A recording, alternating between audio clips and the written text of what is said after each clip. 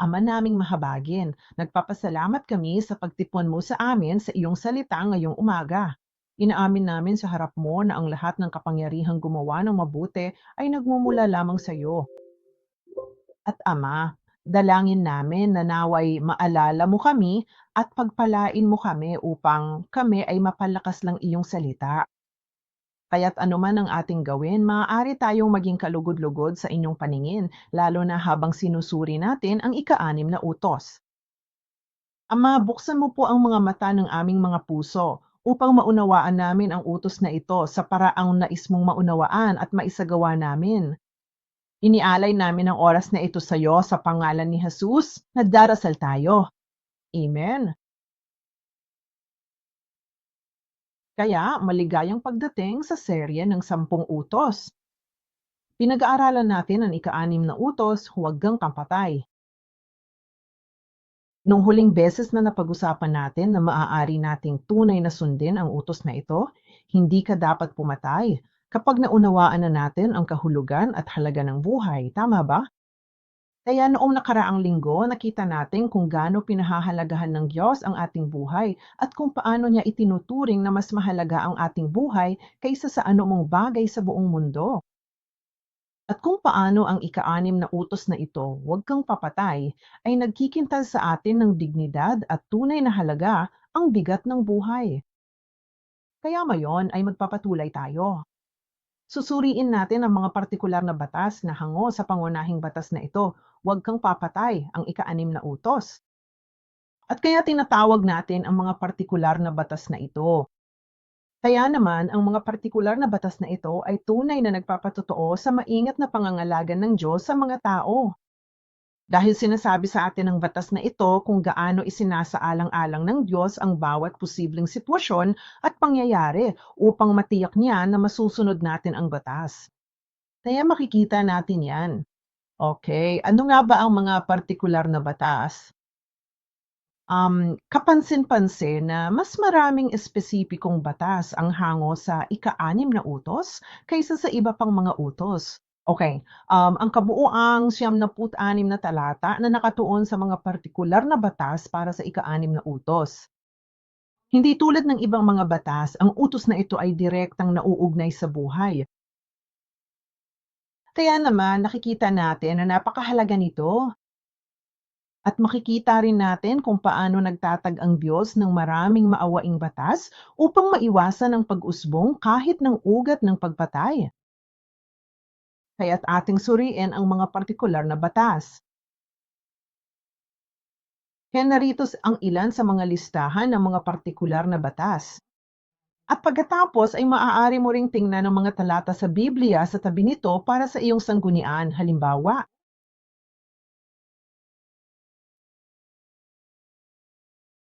iniutos sa atin ng Diyos na protektahan ng buhay ng mga inosenteng tao sa pamamagitan ng pagtatalaga ng mga lungsod-kanlungan.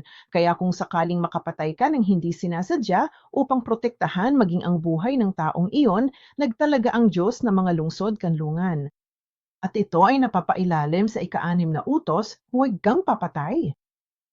Okay, kahit na siya ang may kasalanan, pinoprotektahan din ng Diyos ang buhay niya. Pangalawa, sabi ng Diyos na huwag galawin ang hangganan ng kapitbahay, ang hangganan dito. Ano ang markang hangganan na ito? Ang marka ng hangganan ay isang haliging bato na ginagamit sa pagmamarka ng mga hangganan ng isang individual na ari-arian o rehiyon o sa pagitan ng mga bansa. Gayunpaman, ang paglipat ng batong ito ay isang malaking krimen ng pagnanakaw ng ari-arian ng ibang tao. Kaya ang batas na ito sa Deuteronomio Kabanata 27, versikulo 17, ay nagsasabi rin na sumpain ang sinumang maglipat ng hangganan ng kanyang kapwa. Mark, sige, ipinagbabawal ng regulasyong ito ang pagnanakaw ng ari-arian na kailangan ng isang tao para mabuhay. Kaya ang ating mga pag-aari, ang ating mga ari-arian, ang siyang magpanatili sa atin ng buhay. Na pinahalagahan ito ng Diyos at itinuring itong napakahalaga. Kaya kung may sino mang kumuha ng bahaging iyon mula sa isang tao, katumbas iyon ng pagpatay. Pangatlo, sinasabi ng Diyos na alisin ang anumang panganib sa daan ng iyong kapwa. Iyan ay nasa Deuteronomio, Kabanata 22, talata 8. Kaya naman nagpapakita talaga ito ng malalim na konsiderasyon sa mga kapitbahay.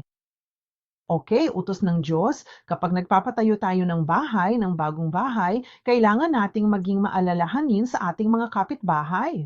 Kaya aniya, kailangan mong gumawa ng baranbilya para sa iyong bubong upang hindi ka magdala ng pagkakasala sa dugo sa iyong bahay kung may mahulog mula rito. Kaya siguraduhing magtatayo ka ng bahay na matibay at napakaprotektado para hindi mapahamak o masaktan ng mga tao. Ano ang parapet? Parang alam mo na, nasa ibabaw ng bubong o sa isang mataas na gusali. Yung parteng nagpoprotekta ng ganito mula sa pagkahulog. Parapet yun. Kaya't nagbabala siya na kailangan nating gawin ito upang hindi tayo magdala ng dugo o pagkakasala sa iyong bahay kung may mahulog mula rito. Kaya naman makikita natin ang batas na ito ng pag-ibig na naghihikayat sa mga tao na pahalagahan ang buhay ng kanilang kapwa ng may maingat na pagsasaalang-alang. Kaya bago ko pinag-aralan ng ika-6 na batas, huwag kang papatay, alam mo, sa tingin ko ito ay isang napakaseryosong batas. Ngunit habang lumalalim tayo sa batas, makikita natin ang pag-usbong ng pagmamahal, konsiderasyon at pagmamalasakit sa isa't isa. Kaya tunay nating nakikita na ang utos na ito ng Diyos ay nagmumula sa pag-ibig na siyang Diyos mismo. At ang susunod,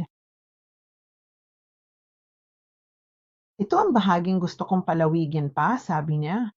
Kailangan nating gumawa ng mabubuting gawa, ngunit dapat din tayong aktibong gumawa ng mabubuting gawa para sa ating kapwa. Kaya nasa Exodo, Kabanata 23 at Deuteronomio, Kabanata 22 din ito. Pag-uusapan natin yan maya-maya. At gayon din ang panglima, huwag mong saktan ng kalikasan. Ang pananakit sa kalikasan ay napapailalim din sa ika-6 na utos, huwag kang papatay. Tara na at suriin natin ang mas malalim ang ika-4 na bahagi. Aktibong gumawa ng mabubuting gawa para sa mga kapitbahay. Kaya sa Deuteronomio Kabanata 22, bersikulo 1 hanggang 2, sinabi niya ito, huwag mong makikitang naligaw ang baka o ang tupa ng iyong kababayan at huwag mo silong papansinin. Dapat ninyong ibalik ang mga iyon sa inyong mga kababayan. Kaya kung may makita kayong isang tao at may mawala kayong isang bagay, dapat namin itong ibalik sa may-ari. At sinasabi sa talata 2 kung ang iyong kababayan ay hindi malapit sa iyo o kung hindi mo siya kilala. Pagkatapos ay iuuwi mo ito sa iyong bahay at mananatili sa iyo hanggang sa hanapin ito ng iyong kababayan at saka mo ito ibabalik sa kanya. Kaya inutusan ng Diyos ang mga tao na ibalik ang baka o tupa ng kapitbahay o anumang pag-aari sa may-ari. Kung makita nilang naligaw ito, hindi sila dapat umakto na parang hindi nila ito nakita ng maayos. Inuutos nito sa mga tao na aktibong magbahagi ng responsibilidad sa paghahanap ng nawawalang ari-arian ng kapitbahay hanggang sa ito ay matagpuan. Hindi lamang ang akin kundi pati na rin ang sa iba. Pero isipin natin ito. Ang ibig sabihin lang ba ng Diyos ay ang ating mga pisikal na ari-ariran? Maaaring pagkawala ng puso, maaaring pagkawala ng pagkakakilanlan sa sarili, maaaring pagkawala ng pananampalataya, tama ba? Dahil nung nakaraang linggo, nakita natin na ang kahulugan ng buhay ay sumasaklaw sa lahat, maging ang sentro ng ating mga emosyon. Kaya ang Diyos ay nagbibigay ng napakadetalyadong mga tagubilin para sa iba't ibang mga kaso dito. Nag-uutos ng mga partikular na batas kahit na hindi kilala ang may-ari. Kaya alam mo, minsan nagkikita kami, sabi nila, kumukuha ng parang, ewan ko, $5 at sabi nila, ewan ko kung sino. Iyon ay, ang tagapangalaga ay katiwala, di ba? Gaya ng tingin natin sa kanila. Pero sa 10 utos, dapat ibalik ang gamit kahit di kilala ang may-ari. Hawakan mo ito hanggang sa maibalik mo ito sa may-ari. Kaya suriin natin ito ng kaunti. Labis akong nagulat at namangha nang makita ko ito kung gaano kalalim ang ginawa ng Diyos para dito. Aktibong gumawa ng mabubuting gawa para sa mga kapitbahay. Una, dapat iuwi ng nakahanap ang hayop na naligaw o nawala o ang nawalang ari-arian, tama ba? Nakita namin iyon. At sinasabi nito na dapat itong panatilihing ligtas ng nakahanap. Hanggang sa hinahanap ito ng may-ari. Nakita natin yan kanina sa Deuteronomio 22, talata 2. At hindi lang iyon, kailangan itong ibalik ng nakahanap sa may-ari. At ito ang mahalagang bahagi. Ang batas na ito ay para sa lahat ng bagay na nawala ng isang kapitbahay, pati na rin sa baka, tupa, asno o damit. Hindi lamang sa mga kakilala, kundi pati na rin sa ari-arian ng mga estranghero, malalayong kapitbahay. Kahit sa mga kaaway at sa mga nasa magkaaway na relasyon. At sinabi ito ni Reverend Evan Park sa ikapitong aklat tungkol sa 10 utos. Aniya, hindi isinasaalang-alang ng mga tagubiling ito ang opinyon o sitwasyon ng nakahanap. Kaya walang pakialam ang batas sa kung anong sitwasyon ako, kung natagpuan ko man ang pag-aari ng aking kapitbahay o ano paman. Ang Diyos ay nakatuon lamang sa taong nawalan nito. Maaring ang ulila, maaring ang balo. Ang ating Diyos ay lubos na nakatuon sa taong iyon. Ipinapaliwanag lamang nito ng detalyado ang partikular na sitwasyon at ang kalagayan ng mga kapitbahay na nawalan ng kanilang mga ari-arian. Hindi talaga mauunawaan o maisasagawa ang batas na ito nang hindi nating inilalagay ang ating mga sarili sa kalagayan ng ating kapwa. Tunay nga, walang ibang batas ang mas makapagpapahayag ng diwa ng utos na mahalin ng kapwa gaya ng sarili. Ang ika-6 na batas na ito, alam mo, ang batas na ito ay, halimbawa, lubos na naiiba sa ibang mga batas na nagtatakda ng mga hangganan ng pagmamay-ari sa pagitan ng isang tao at ng kanyang kapwa. Ang iba pa sa 10 utos ay nagsasabing huwag kang mag-iimbot, huwag kang magnanakaw. Ang batas na ito, ang mga partikular na batas na ito ay naiiba sa mga iyon. Bakit? Dahil ang batas na ito ay walang kapantay sa awa at kabutihan. Kaya inuuna mo ang kapitbahay bago ang sarili mo. Kaya iniutos ng Diyos sa atin bilang kanyang bayan na kusang loob na protektahan ang isang kapwa at ang kanyang ari-arian na parang sarili nila at makipagbahagi sa responsibilidad para dito. At habang makikibahagi tayo sa mensaheng ito, makikita natin na talagang pinapalakas ng ating Amang Diyos ang ating pananampalataya tungo sa antas ng kanyang banal na kalikasan. At alam mo, napakabigat ng mga salitang ito. Hindi naman ito isang bagay na mas madaling sabihin kaysa gawin, hindi ba? Pero talagang nagdadarasal ako at umaasa kung kasama ko kayong nananalangin sa oras na ito. Ang mabubuting kapangyarihang ito ay hindi nagmumula sa atin at kailangan nating talagang kumapit sa Ama. Naway maunawaan natin ang mga salitang ito sa ating mga puso upang ang mga salitang ito ay maging buhay at aktibo sa ating mga puso upang maisagawa ang lahat ng mabubuting gawa. Manalangin tayong sundan ang natitirang bahagi ng mensahe. Aktibong gumawa ng mabubuting gawa para sa mga kapitbahay. Kaya naman ang buong espesipikong batas na ito na isinasaalang-alang ang bahaging ito ay maaaring ibuod dito. Hindi mo sila pinapayagang pabayaan. At ito ay napakahalaga kaya't inulit ito ng Diyos ng 3 beses sa mga tula ng ika-22, ika-1, ika-3 at ika-4 na talata. Okay, hindi ito simpleng babala pero napakabigat na utos. Hinihiling ng Diyos sa kanyang bayan na magpakita ng perpektong pagmamahal kahit sa kanilang mga kaaway at sa mga napupuot sa kanila o sa mga nasa masungit na relasyon ngayon. Kaya, iniutos ng Diyos na huwag mong pabayaan ang mga ito. Mula sa pananaw ng mga secular na batas, ang isang tao ay walang kasalanan hanggat hindi siya nakakasakit ng ibang tao. Tama ba? Yan ang sinasabi ng ating makamundong batas. Kaya naman, karaniwan na sa mga tao ngayon ang magkunwaring hindi nakikita kapag ang isang tao ay nawalan ng pera o ari-arian o nasa isang kagipitan. Alam mo, parang nakikita rin natin yan sa lipunang Koreano. O di naman tayong gumaan lang. Gayunpaman, ang diwa ng mga batas ng Diyos ay pagmamahal sa ating kapwa at ang hindi aktibong pagsasagawa ng pagmamahal o kabutihang iyon ay itinuturing na isang kasalanan. Kaya tandaan ang talinghaga ni Jesus sa Mateo, Kabanata 25, versikulo 31 hanggang 46, ang paghuhukom sa mga bansa. Dapat nating tandaan ang talinghagang ito.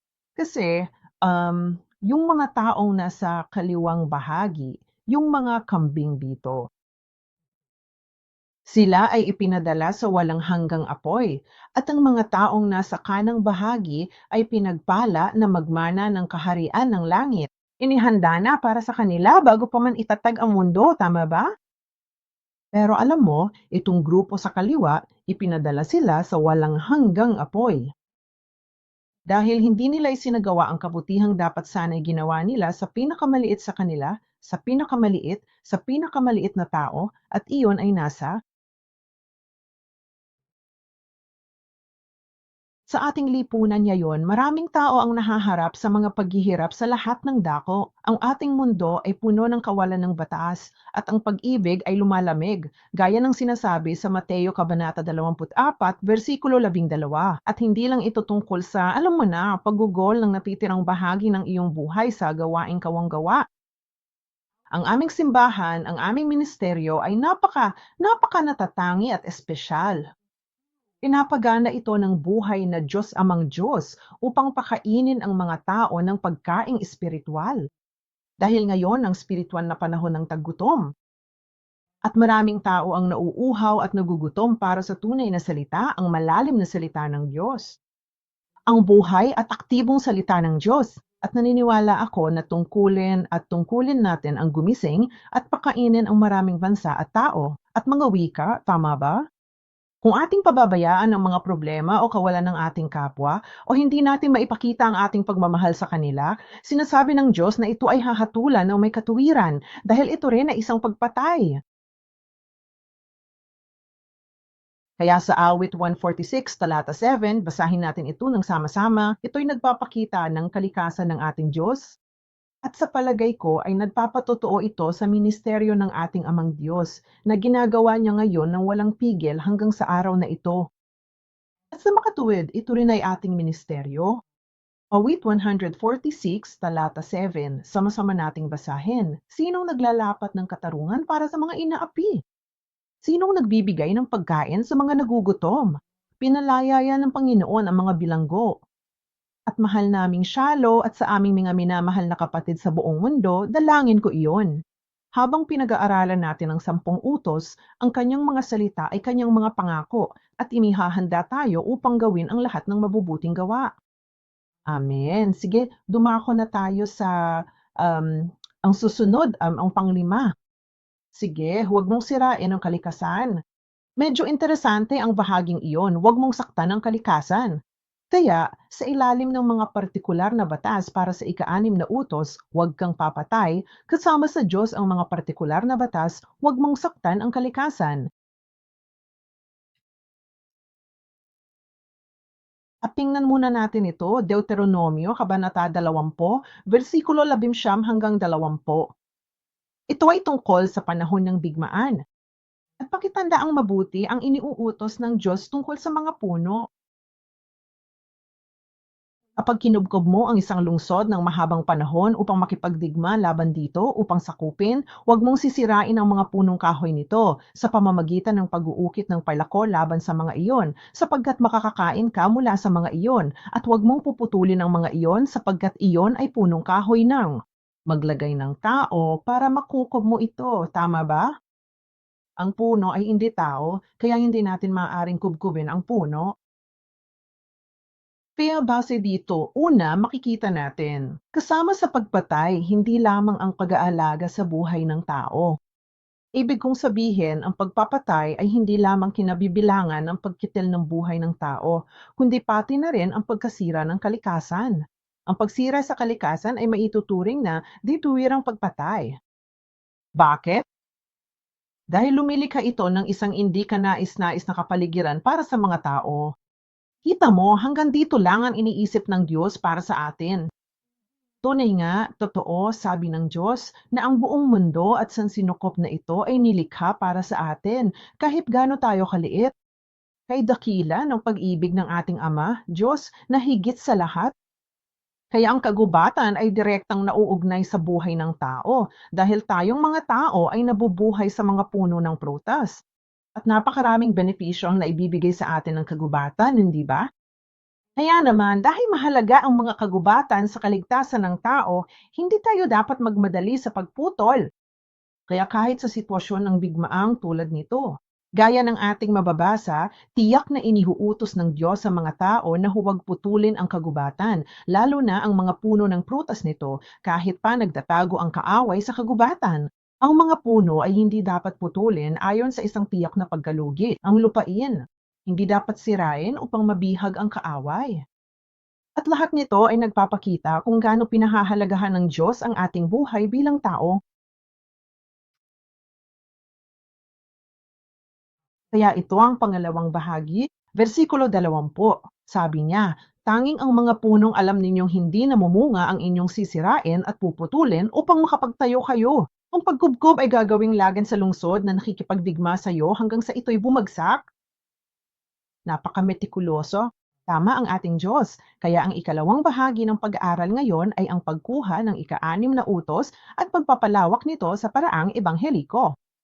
Kaya tinatawag natin ang ebanghelikal na pagpapalawak na ito hanggang sa kaharian ng ating mga puso. Kaya hindi lamang ang pisikal na bahagi ang nakikitang bahagi ng ating buhay, kundi sa kaibuturan ng ating mga puso. Paano dapat ipatupad ang mga batas na ito? Okay, gagawin natin, tingnan ang mga uri ng pagpatay ayon sa turo ni Jesus. Okay, mga uri ng pagpatay. Ayon sa turo ni Jesus, yan ay paglawak, evangelical na paglawak ng mga batas. Basahin natin ang Mateo, Kabanata 5, versikulo 21 hanggang 22, paliwanag ni Jesus. Narinig ninyo na sinabihan ng mga tao noong unang panahon na huwag pumatay at ang sinumang pumatay ay mananagot sa hukuman. Ngunit sinasabi ko sa inyo, ang bawat taong nagagalit sa kanyang kapatid ay mananagot sa hukuman. At ang sino mang magsabi sa kanyang kapatid, wala kang kwenta, ay mananagot sa kataas-taasang hukuman. At ang sino mang magsabi sa kanyang kapatid, ikaw ay hangal, ay mananagot. Sapat na para mapunta sa maapoy na impyerno. Okay, kaya ang bahaging ito ang sinaunang tradisyon ng ikasampung utos o ang ika-6 na utos na alam ng mga tao noong panahong iyon. Ang bahaging ito ay ang ebanghelikal na pagpapalawak tungo sa kaharian ng isang puso na ipinaliwanag ni Jesus. Kaya ibuod natin itong muli o suriin muna natin. Galit, di ba? O galit ka para ka ring pumatay, kaya ang galit mo sa kapatid mo. Galit sa Griego ay o giso, okay?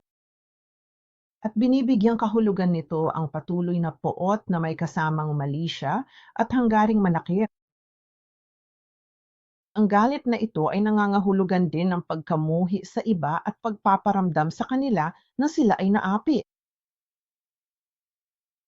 At kapag ginawa natin ito ay katulad ng kasalanan ng pagbubuo ng dugo ng tao. Kaya ito ay nasa pananaw ng Diyos. Kaya nga sabi ni Jesus o sabi ng Panginoon sa unang Juan 3, versikulo 15 sa pamamagitan ni Apostol Juan, ang bawat napupuot sa kanyang apatid ay mamamatay tao. Sa makatuwid, si Rev, ganito ang pagkasabi niya sa libro ni Evan Park, ang pagpapaiyak sa kapitbahay ay katumbas ng pagpatay. At sinabi rin niya, ang gawain ng buhay ay hindi maaaring mangyari sa isang pusong puno ng poot. Ipinagkakatiwala namin ang aming mga sarili sa Diyos at hinihiling namin na gamitin niya kami bilang isang lingkod sa ministeryong ito ng buhay. Ngunit sabi ng Diyos, anak ko, ito ang bahaging dapat muna nating asikasuhin. Kaya sana ay maging tapat talaga tayo sa ating mga sarili. Ibig kong sabihin, talagang tinutusok din nito ang konsensya ko dahil alam kong maraming beses na ako ang dahilan ng pag-iyak ng mga tao, kahit na ang mga mahal ko sa buhay. Habang tayo ay nakikibahagi sa gawain ng buhay, tunay tayong manalangin at magsisi kung kinakailangan at hilingin sa Diyos na alisin ang puot na ito. Diyos lang ang makakagawa niyan. Tayong hindi makakagawa. Tama. Sabi sa Epeso 4:26, huwag palubugin ang araw habang galit pa.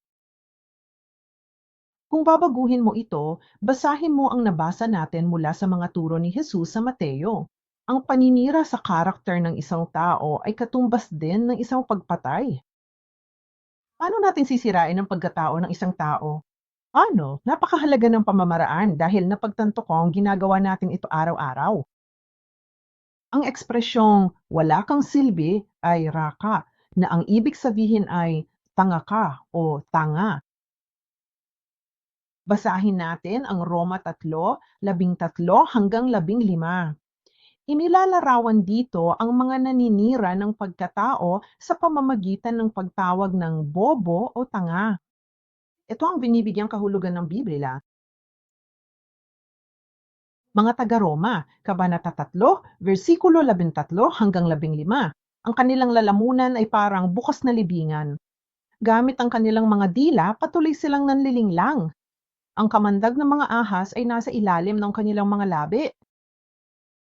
Talata 14 na ang bibig ay puno ng pagmumura at kapaitan.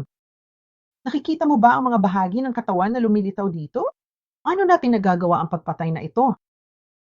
Ano nating sinisiraan ang pagkatao ng isang tao? Ito ay sa pamamagitan ng ating mga dila, ating mga labi at ating bibig. At habang ginagawa natin ito, nagbabala ang Diyos. Binabalot niya ito at inilarawan bilang ang kanilang mga paa ay matulin sa pagbubuno ng dugo. Kaya nakikita mo ang salitang ito na bobo o ungas noong sinaunang panahon ay kadalasang ginagamit sa paraang insultohin ng isang tao. At itinuring ni Jesus ang paggamit na ito bilang isang pagpatay. At sa tingin ko, kailangan talaga natin itong tandaan. Sa makatuwid, isinulat din ni Reverend Evan Park sa libro, Aniya, ang pag-insulto sa isang tao ay ang kilos ng pagpatay gamit ang mga salita. Kaya nga ang dila ay parang, hay nako, di ba? O kung ano ang sinasabi natin o kung paano natin ito sinasabi. Hindi natin ito makontrol. Kaya lahat ng ito, habang binibigyan tayo ng Diyos ng pagsusuri, ang magagawa lamang natin ay bumaling kay Jesus. Karapatan, dahil siya ang ating espiritual na manggagamot upang tayo ay pagalingin at gawing ganap. Tingnan natin ang ilan pang mga talata gaya ng itinuturo ng Diyos ang mga kawikaan, Kabanata 18, versikulo 21. Sabi niya, ang kamatayan at buhay ay nasa kapangyarihan ng dila. Ang ating dila ay may ganong kapangyarihan at ang mga umiibig dito ay kakain ng bunga nito. Yung mga taong nagmamahal sa buhay, 'di ba? At gayon din, ito ang dahilan kung bakit ang buhay at kamatayan ay nakasalalay sa dila. At sinabi rin ito ni Jesus, sinasabi ko sa inyo na ang bawat salitang walang kabuluhan na sinasabi ng mga tao ay magbibigay sulit sa araw ng paghuhukom, hindi ba? Sige, kaya't ang sino mang naghahangad ng buhay at umiibig sa kabutihan ay dapat magpigil ng kanyang dila mula sa kasamaan. Kaya rito, ang dila ng pantas ay nagdudulot ng kagalingan. Tuwa at kasiyahan. Ngunit ang masamang dila ay isang nakakamatay na espada at lason. Mga kapatid, naniniwala ako na itinuturo ito sa atin ng ating Amang Diyos dahil siya ang ating manlilikha at siya rin ang lumikha ng ating mga wika. At bilang isang lumikha, aniya, ganito kita nilikha. Lumapit ka sa akin.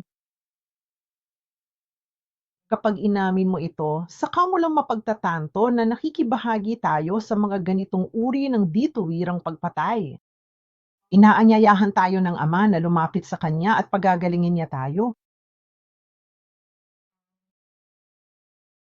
Kaya basahin natin ang isa pang talata.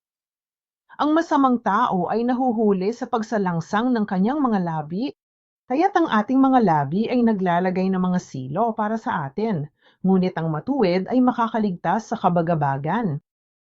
Sinong matuwid? Ang kumakapit kay Hesukristo? Okay, yung naniniwala sa dugo ni Hesukristo? Kaya ang ating relasyon sa Diyos ay naiaayos lamang sa pamamagitan ng gawain ni Jesus. Iyan ang kahulugan ng matuwid. Gamitin natin ang kapangyarihan at pagpapalang natanggap na natin at hingin sa Kanya. Tulad ng hiniling ng propeta noong unang panahon sa Diyos na pahiran ng ating mga labi sa pamamagitan ng paglalagay ng iyong uling at pagyayinis ng aking mga labi. Sana iyan ang ating panalangin ngayon. Gayun din, nais kong pag-usapan ang isa pang hakbang sa Mateo habang binabasa natin ang mga turo ni Jesus. Ang pag-upo sa upuan ng Diyos upang hatulan ng iba ay katumbas din ng pagpatay. Nung nakaraang talata, sinabi ni Jesus, isang hangal, tama ba? Kapag tinawag mong hangal ang ating kapatid, ang salitang hangal ay moros sa Griego. Ang ibig sabihin nito ay, ang hangal ay nangangahulugang noong sinaunang panahon, walang pananampalataya o hindi naniniwala. Kaya ang salitang ito ay tumutukoy talaga sa mga taong itinatanggi ang Diyos, na hindi nakikilala ang Diyos. Sabi ni Jesus, ang pagtawag sa kapwa ng hangal o walang pananampalataya ay paghatol na sa kanilang paniniwala. Ngunit dito, itinuturo ni Jesus na hindi natin maaaring husgahan ang pananampalataya ng ibang tao dahil wala iyon sa ating jurisdiksyon, kundi na sa jurisdiksyon ng Diyos. Kaya ipinahayag ni Jesus na ang mga taong nakaupo sa luklukan ng Diyos upang humatol sa iba ay katulad din ng mga mamamatay tao. At ang paghusga sa pananampalataya ng ibang tao ay isang bagay na hindi natin dapat gawin. Sa kamatuwid, ang paghatol sa iba mula sa luklukan ng Diyos ay maituturing na kasalanan ng pagpatay. At panghuli, dumako tayo sa ikalawang bahagi, sige, at ang ebanghelikal na pagpapalawak ng ika-6 na utos, huwag kang papatay. Paano natin mapipigilan ng isang pagpatay? Kaya ang mga sumusunod ay ang mga paraan upang maiwasan ang pagpatay. Una, kailangan nating hanapin ang ikabubuti ng iba, ha? Pangalawa, dapat tayong maging mabagal sa pagkagalit. Pangatlo, kailangan muna nating makipagkasundo sa ating mga kapatid at agad na makipagkasundo. Ito ang formula. At dalangin ko na ang bawat syaga ay mamuhay ayon dito. At kung may makita tayong nahihirapan dito, palakasin natin ang loob at hikayatin sila. Dahil alam nating lahat na napakahirap nitong gawin. Una, hanapin ang ikabubuti ng iba. Ang utos na huwag kang papatay ay kinabibilangan ng utos na gawin ang lahat ng makakaya upang pangalagaan ang buhay ng ibang tao, pati na rin ang ating sarili. At kung mailalapat natin ito sa ating pang-araw-araw na buhay, naiisip mo ba? Lahat ng kasalanan ng pagpatay ay mawawala sa atin. Kung magkagayon, tayo ay magiging tunay na tubig na buhay na dadaloy at anumang ang ating mahipo ay magiging sariwa at muling mabubuhay. Dahil walang kapangyarihang tumatay o mamatay sa atin. Kaya ang pangangalaga sa buhay ng ibang tao ay nangangahulugan na inuuna natin ang kapakanan ng iba kaysa sa ating sarili. At ito ulit, mas madaling sabihin kaysa gawin. Kaya tingnan natin ang ilang mga talata na magbibigay kapangyarihan sa ating mga puso ngayon. Una, sinasabi sa mga taga-taga Korinto, Kabanata 10, versikulo 24, huwag hanapin ni numan ang kanyang sariling kapakanan, kundi ang sa kanyang kapwa. Unang mga taga Korinto, Kabanata 13, versikulo 5. Ayon kay Apostol Pablo, ginagawa ko rin naman na nagbibigay kasiyahan sa lahat ng tao sa lahat ng bagay na hindi ko hinahanap ang sarili kong kapakinabangan, kundi ang sa marami upang sila'y maligtas. At isa pa, mga Romano, aniya, tayo ngang malalakas ay dapat magdala ng kahinaan ng mga mahihina at huwag lamang nagbigay lugod sa ating sarili. Ang bawat isa sa atin ay dapat magbigay lugod sa kanyang kapwa para sa kanyang ikabubuti, sa kanyang ikatitibay. Amen. Pangalawa, kailangan tayong maging mabagal sa paggagalit. Ang galit ay nakakakambala sa focus at kapayapaan ng isip ng isang tao. Sa Genesis 49, versikulo 6, ganito ang sinasabi, sa kanilang galit, pinatay nila ang mga tao. Sa kanilang sariling kagustuhan, nilapa nila ang mga baka. Kaya, dahil ang galit ay nakakagambala sa ating focus at kapayapaan ng isip, maaari tayong mawalan ng kontrol at maging parang isang halimaw na walang lasa. At ang hindi paggawa ng tamang paghatol ay nauuwi pa sa pagpatay ng ganito. Ang mga madaling magalit nang hindi hinihintay ang masaganang pangangasiwa ng biyaya ng Diyos na mabuksan, sila mismo ang magdadala ng kasamaan sa kanilang sarili at mabibigo na makamit ang kanyang katuwiran. Kaya nga sinasabi ni Santiago ang aklat na ito ni Santiago, talata 1, kabanata 1, talata 11 hanggang 20. Sabi niya, ang bawat isa ay dapat maging mabilis sa pakikinig, mabagal sa pagsasalita, at hindi madaling magalit sapagkat ang galit ng tao ay hindi nakakamit ang katuwiran ng Diyos. Gayon din, mababasa sa Kawikaan, Kabanata 16, talata 32, na siyang makupad sa pagkagalit ay maigi kaysa makapangyarihan at siyang nagpupuno sa kanyang espiritu kaysa sumasakop sa bayan. At gayon din, ang galit ay nagbibigay sa dyablo ng malaking pagkakataon upang palihim na makapasok. Makikita natin sa Genesis 4, versikulo 5 hanggang 7, kung paano napuno ng galit si Cain at pumasok sa kanya ang dyablo. Siyang pumatay kay Abel, ang kapatid niya, di ba? At nakita rin natin ang kaso kay Moises. Kahit si Moises, na pinakapayat kaysa kaninuman sa mundo, ay hindi makapasok sa lupain ng Kanaan dahil nagalit siya sa mga reklamo ng mga Israelita at hinampas niya ang bato ng 2 beses. Gayon din, nang bumalik si David matapos talunin si Goliath, ang commander ng mga Pilisteo na si Saul, tandaan mo, ay labis na nagalit nang sabihin ng babae, bueno, pinatay ni Saul ang kanyang libo-libo, ngunit si David ang kanyang 10,000, tama ba? Kaya nagsimula siyang matakot na mawala ang trono kay David. At ang hinanakit na ito ay lalong lumaki ng lumaki at tuluyang bumihag sa kanyang puso. At anong nangyari? Sumasapi sa kanya ang masamang espiritu. At iyon ang nagtulak sa kanya na hagisan si David ng sibat sa pagtatangkang patayin ito. Kaya kailangan nating tandaan ang anumang hinanakit na mayroon tayo, dapat nating siguraduhing malutas ito dahil binibihag nito ang ating puso at ang masamang espiritu ay dumarating sa taong iyon. At panghuli, hinihikaya tayo ng Diyos na makipagkasundo muna sa ating kapatid. Mateo 5:23 hanggang 4. Sabi ni Jesus, kung mag-aalay ka sa altar at maalalang may tampo ang kapatid mo sa iyo, iwan ang alay sa harap ng altar at umalis ka. Makipagkasundo muna sa kapatid, saka bumalik at mag-alay. Ang talatang ito'y paalala tungkol sa ating mga magulang. Sinong magulang ang matutuwa sa mamahaling at maraming regalong ito kung ang kanilang mga anak ay patuloy na nag-aaway, nagtatalo at nagkakapuotan, hindi ba? Oo, sa tingin ko ito talagang kumakatawan sa puso ng isang ama. Alam mo, isinulat ni Reverend Evan Park sa kanyang aklat na si Jesus, kahit minsan ay hindi nagalit si Jesus kay Judas Iscariote. At sa halip, maraming beses niya itong hinimok na magsisi.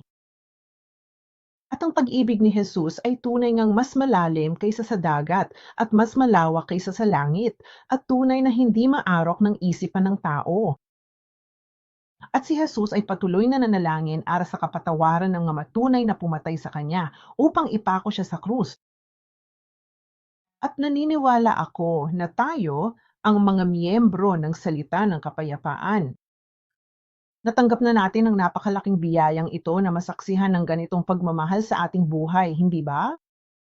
Paanong sa mahabang pagpitiis, mahabang pasensya, naranasan natin ang paghihintay, ang pagpapatawad at patuloy na paghihikayat, di ba?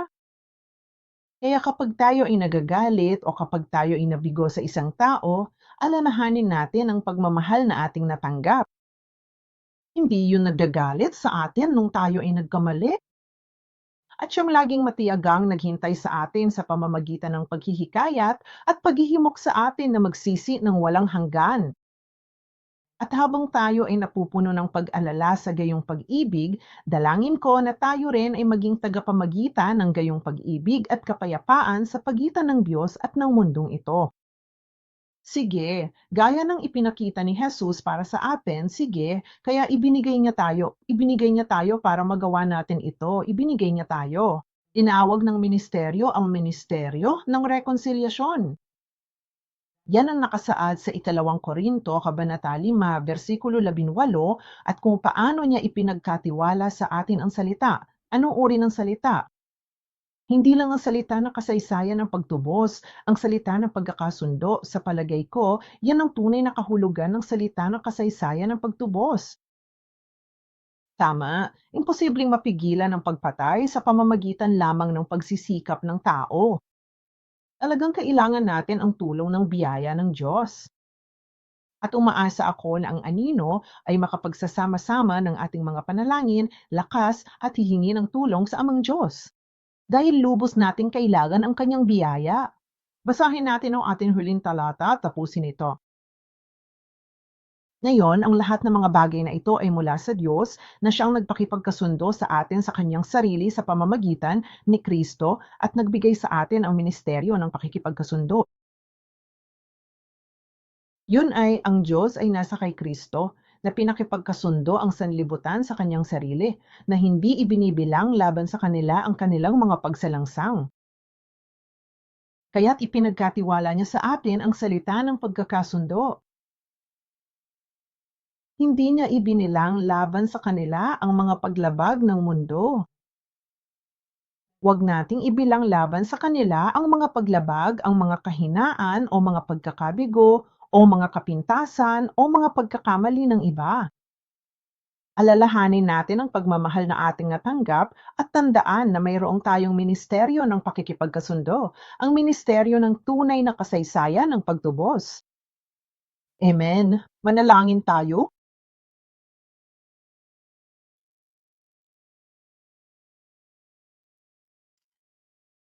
Ang ating kahangahangang Diyos Amang Diyos, maraming salamat po sa pagtuturo ninyo sa amin tungkol sa ika-6 na utos. Mapupurol pa rin ang ating pandinig at maikli pa rin ang ating mga puso sa pangunawa. Pero isang bagay na hindi natin kayang makita ng malinaw ay kung gaano kalalim ang iyong pagmamahal habang iniuukit mo ang kautosang ito sa mga tapyas na bato kapag ibinigay mo ito kay Moises. At kung paano mo pinahahalagahan ang bawat buhay, iyong malalakas, iyong mahihina, iyong matuwid, iyong kung hindi man lang matuwid at may kasalanan. At Ama, inaamin namin sa iyo na natanggap namin ang parehong pag-ibig at kaya nga narito kami ngayon, tinatanggap ang iyong salita. Ngunit kasabay nito, ipinahayag namin sa iyo nang sabihin ni Jesus, ano mang nasa iyong puso ay lumalabas sa iyong bibig. Ang nagpaparumi sa iyo ay hindi ang kinakain mo o ang nagmumula sa labas papasok sa iyo, kundi ang nagmumula sa iyong puso. At Ama, inaamin namin sa iyo na ang mga salitang aming binibigkas ay tunay na sumasalamin sa kung ano ang nasa aming mga puso. At ikinalulungkot namin na nagkukulang kami sa pagmamahal at pangangalaga sa aming kapwa. Minsan, hinuhusgahan natin ang pananampalataya ng ibang tao sa pamamagitan ng pag-upo sa iyong upuan at palihim na kinokondena ang iba, ngunit maaaring hindi alam ng ibang tao. Ngunit ang lahat ng mga gawaing ito ay hindi karapat-dapat na maging lingkod ng ministry ng pagkakasundo. Kaya't inaamin namin sa iyo, nagsisisi kami sa harap mo sa oras na ito. Kaya't bigyan po ninyo ng kapangyarihan ang bawat mababaw, ang mga tagapagdala, ang mga mensahero ng kapayapaan ngayon habang tinatalakay natin ang salitang ito. habang kami ay desperadong lumuluhod upang humingi ng iyong tulong, upang pagalingin mo kami, upang itama mo kami, upang muling likhain ang aming dila, upang magamit namin ang aming dila, upang purihin lamang ang iyong pangalan at ang kagandahan ng Panginoon ng ating katubusan, at hindi ang iba pa. Ama, baguhin mo kami, ang aming mga puso at ang aming mga labi, upang tunay naming masunod ang ika-6 na utos, huwag kang papatay. Sa makatuwid, tayo ay magiging makapangyarihang alon na nagbibigay buhay sa iba pang bahagi ng mundo. Ang lahat nito ay aming idinadalangin sa makapangyarihang pangalan ng aming manggagamot at lumikha, si Hesukristo bilang pasasalamat. Amen.